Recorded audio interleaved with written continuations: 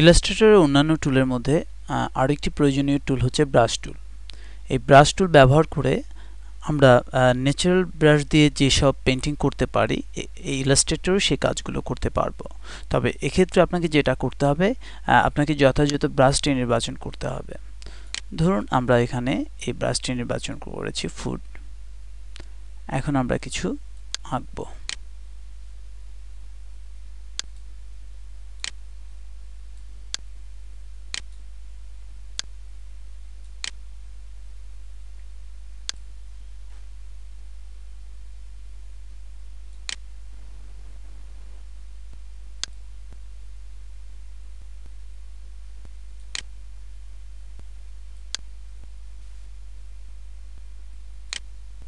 উদাহরণস্বরূপ আমরা একটি ঘর আঁকলাম।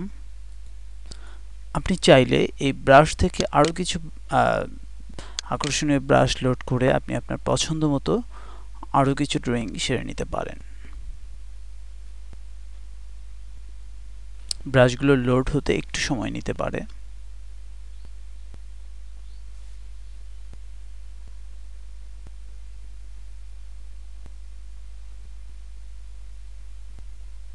দেখুন এখানে কিছু আকর্ষণীয় ব্রাশ রয়েছে, এগুলো ব্যবহার করে আপনি কিছু আকর্ষণীয় পেন্টিং করতে পারেন।